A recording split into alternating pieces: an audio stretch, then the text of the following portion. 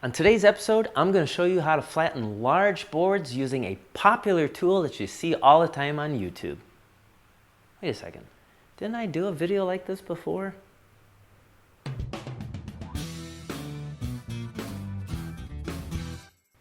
Now before we get going on today's video, I do want to thank the good folks over there at Woodcraft. Woodcraft has the right people with the right tools to help you get the job done right. Woodcraft, helping you make wood work. Okay, now earlier this year you saw me build a rustic industrial table, and I did a couple of videos on this. I did one on the complete build, and then I did like a follow-up video that kind of showed you some tips, particularly in how to match the wood grain. And this video is going to kind of follow suit in that.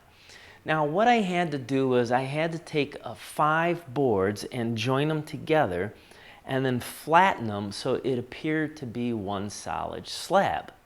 So last year I did a video on how to flatten large slabs using a pair of winding sticks and a very simple electric hand plane. Now this is the method that I've been using for years, and after I shared that video I had a bunch of people put comments saying, "Chad, I use my router and a jig." Then I got online and looked at YouTube, and just about everyone is using a router and a jig. So I thought, maybe this is an opportunity for me to learn something. I mean, maybe the method that I was using, which was based after how the craftsmen did it hundreds of years ago without any electricity, maybe I'm doing it wrong. So I decided to try this method myself. So here's how I did it and my experience with it. This is my setup here. Now essentially what I got is my table, and then I have some 2x4 screwed to it. Now it's real important that the 2x4s that you pick out don't have any kind of twist in them whatsoever. And now here's the next thing. Alright, so it's really important starting off that my table itself, that it's level. If I need to, I'll just stick a shim or something underneath one of the legs, but I want to get that level. Then you can see I have a 2x4 underneath the slab, and that 2x4 is screwed to the table. On each of the ends, I have 2x4s screwed into it, forming this cross. I also want to make sure that these parallel 2x4s are also level. And lastly, I want to make sure that I have the smallest amount of gap between the slab and the top of these 2x4s. So I'm going to use the router to flatten the slab. And as you can see, the router is attached to a long board.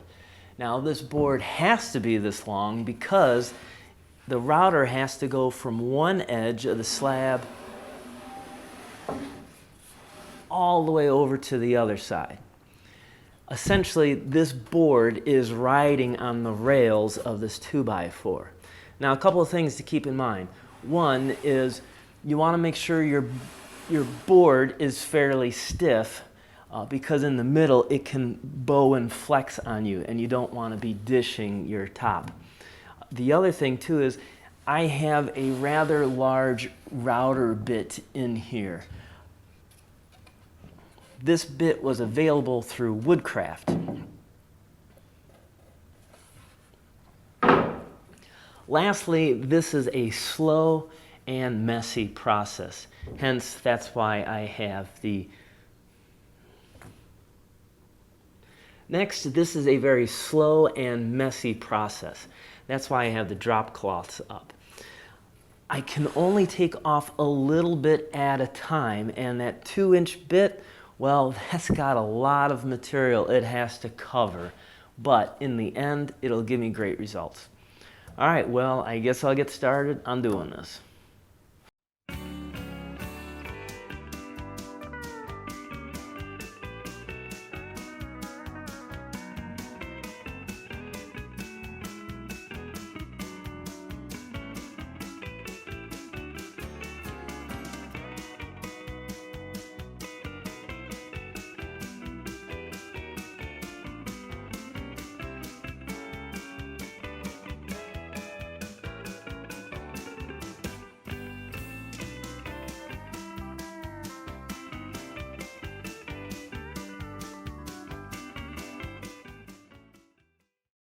So there's a couple of downsides to the process.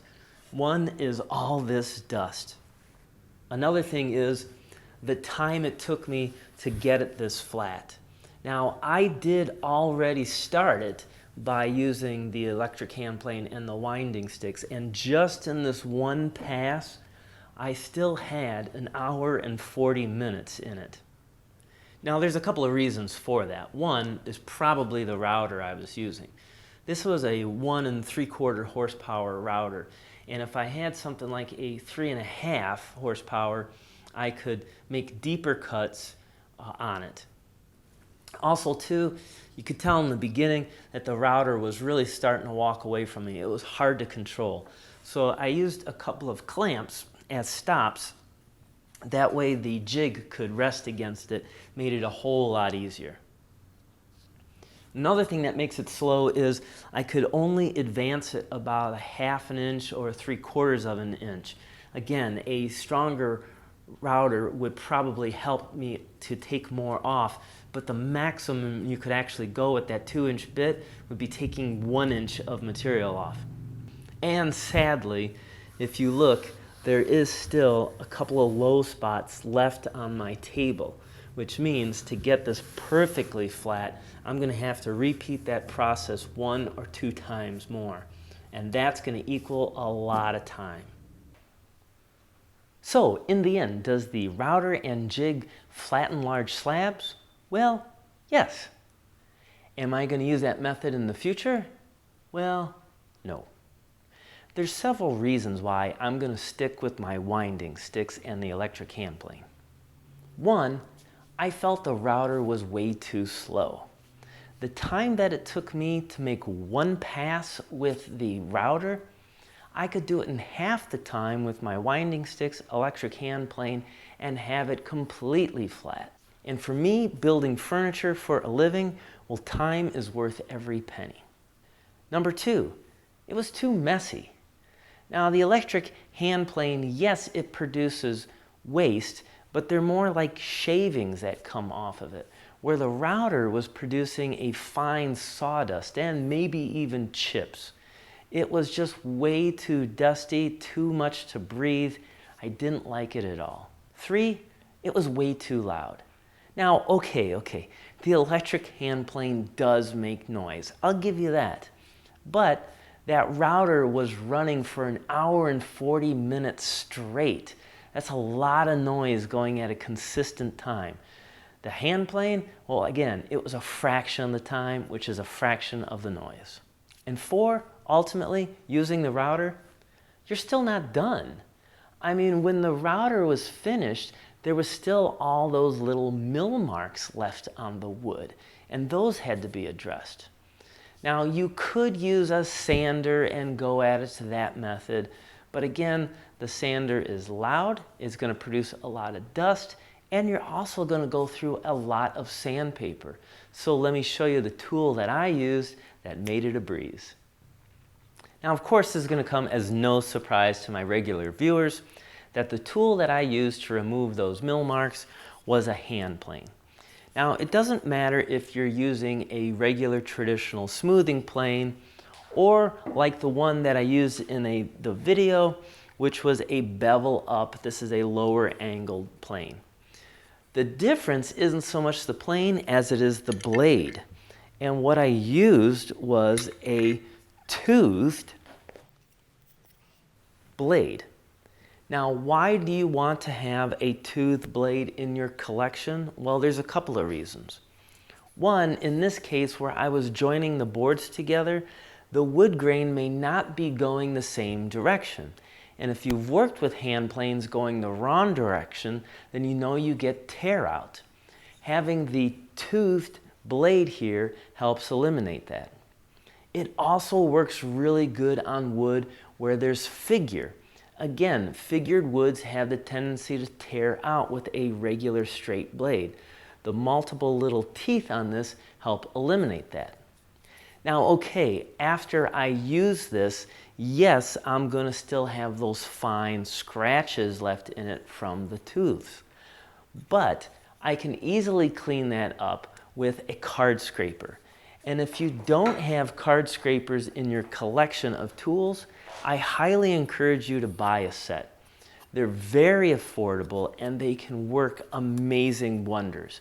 Whether you're trying to strip the finish off of a piece of furniture or if you're just trying to remove some defect marks on the wood. It's definitely a tool, and I believe it even made it in my top 10 list. After I use the card scrapers, I can quickly then go to sanding using my sandpaper and orbital sander and get that top smooth and flat. Now, any of the tools that you saw me use in the video, or even the tools that I just mentioned, well, I definitely highly recommend them. If you see me use them, then I definitely like them and I can refer them. And so I'll put some links below in the description if you're interested in seeking one out for yourself. Now, lately in my videos, I really want to encourage people to learn more about woodworking. And another way to learn is by reading. So once again, I have some suggested reading material for you. If you've ever been interested in making and designing your own unique piece of furniture, then I would encourage you to read the simple 15-page ebook titled 6 Tips for Better Furniture Design. In this, I cover the different steps you need to properly go about designing your own pieces of furniture, as well as some tips on workflow in your shop to be effective and efficient. The next book up is Arts and Crafts Furniture Anyone Can Make. This is by my friend David Teal. And if you really like the look of arts and crafts furniture, but you've been intimidated by it, well, this is a very simple book. It's really for the beginner. And this book inspired me so much. It's one of the reasons I wrote the book, I Can Do That, 20 Simple Furniture Projects. Both of which, if you're interested, are in links in that description below. Now, it doesn't matter if you're designing and building your own furniture or if you're working plans off from a book. You're probably going to need to make some kind of jig for your shop. And so the Quick and Easy Jigs and Fixtures by Carrie Pierce is a good book to have. Now, I have several books in my collection on jigs and fixtures, but this one is nice because it covers all the different tools that you have. You have table saw, lathe, drill press. He even goes on and gives you some tips for laying out your shop and some tips for just working in the shop. All in all, it's a great book to have in your collection. Now, maybe you're more of a high-tech guy and you like the cutting edge in tools and technology. Well, this book here, The CNC Router Essentials by Randy Johnson, this is a great book for if you want to get into CNC. It shows you everything from the tools, the technology, the programming, and how to do some simple projects. Now, this book actually kind of leads into what my next video will be. I recently have received a small CNC machine in my shop, and I've been playing with it. And let me tell you, it hasn't been a bed of roses for me. But I'm going to share with you my problems and troubles so that you won't ever make those mistakes. All in all, though, I'm having a really good time learning this new technology and new machine. So stay tuned for that. And if you are working on a project in your shop and you have questions and need some help, well, feel free to write me at woodchoppingtime@gmail.com, because after all, my whole goal is to make you a better woodworker. Thank you so much for watching, and until next time, keep on dancing.